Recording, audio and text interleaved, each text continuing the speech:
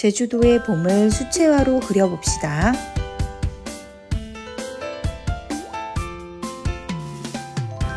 제주도를 대표하는 요소들을 넣어 제주도의 봄을 그려볼 거예요. 제주에는 성산일출봉이 유명하고 돌하르방도 아주 유명하답니다. 그리고 봄에 피는 유채꽃도 빼놓을 수가 없어요. 넓은 들판에 피어난 유채꽃들을 스케치하고 돌하르방과 돌담을 멋지게 그려볼 거예요. 스케치를 다 마무리한 후에는 채색을 해봅니다. 처음에는 수채화 물감에 물을 조금 더 많이 타서 연하게 바탕을 칠해줘야 해요. 노란색의 유채꽃 들판을 먼저 칠해준 후 유채꽃의 줄기들을 초록빛으로 칠해줄 겁니다. 초록색은 올리브 그린을 노란색에 섞어서 조금 채도를 낮춰서 표현해 볼 거예요. 그 다음에는 바다를 칠해줄 건데요. 마찬가지로 물을 좀 더 많이 타서 연하게 칠해주세요. 하늘도 마찬가지예요. 색을 바꿀 때는 붓을 물통에 넣어서 깨끗하게 빨아줘서 색이 서로 섞이지 않게 해주는 것이 중요해요. 멀리 있는 성산일출봉도 칠해줄 거예요. 성산일출봉의 흙과 초록 색깔 풀들도 칠해줍니다. 성산일출봉의 왼쪽은 조금 더 밝게, 오른쪽은 조금 더 어둡게 표현을 해서 성산일출봉을 입체감이 있게 표현을 해줄 거예요. 그 다음에 바다에 비춰지는 성산일출봉의 그림자도 표현해주고요. 유채꽃 들판 위에 흙이 있는 부분은 조금 더 갈색빛이 날 수 있게끔 해줍니다.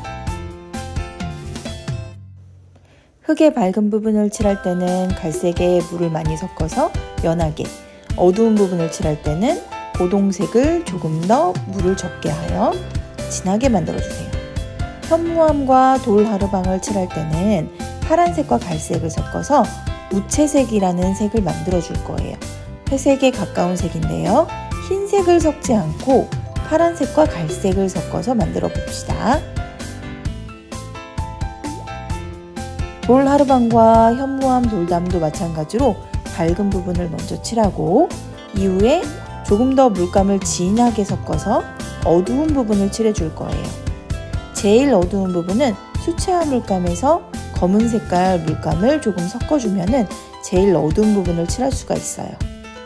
돌하르방의 얼굴에 생기는 그림자들과 얼굴 밑에 목 부분에 생기는 그림자, 그리고 손과 몸통에 생기는 그림자들도 모두 칠해줍니다.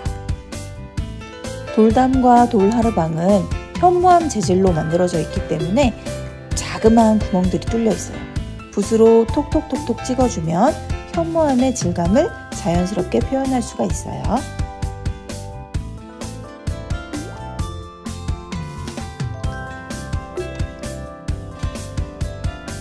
이제 조금 더 진한 초록색을 이용해서 유채꽃의 줄기들을 부분 그려줄 거예요. 군데군데 다양하게 표현을 해줘야 자연스럽답니다. 다양한 초록색들을 사용해주는 것을 잊지 마세요. 유채꽃의 줄기들이 다 그려졌으면 이제 유채꽃의 꽃잎을 그릴 건데요. 노란색 물감 중 가장 진한 노란색 물감으로 가까이 있는 것부터 먼저 진하게 칠해주고요.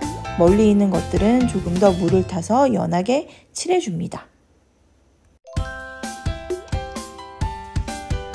노란색 물감들로 톡톡톡톡 찍어주면 자연스러운 꽃잎의 느낌들이 나요.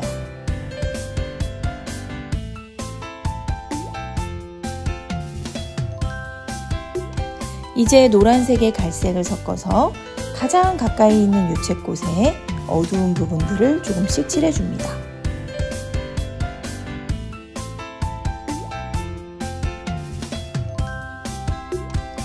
그림의 전체적으로 어두운 부분들을 조금씩 더 칠해주면 그림이 마무리됩니다.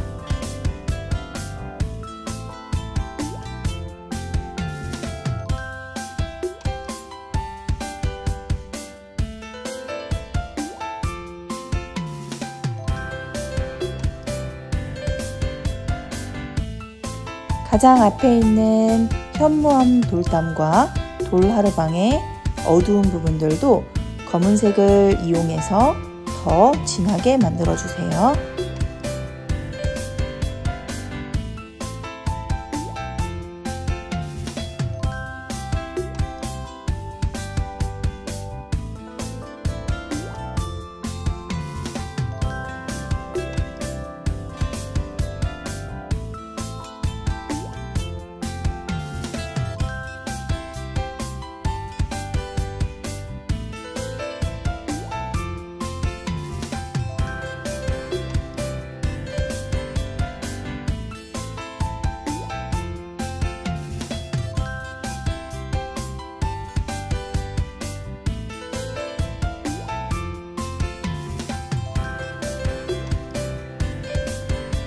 바다 위에 성산일출봉 그림자 부분과 하늘의 제일 끝부분 어두운 부분들을 어두운 파란색을 이용해서 더 진하게 만들어주면 그림이 마무리됩니다.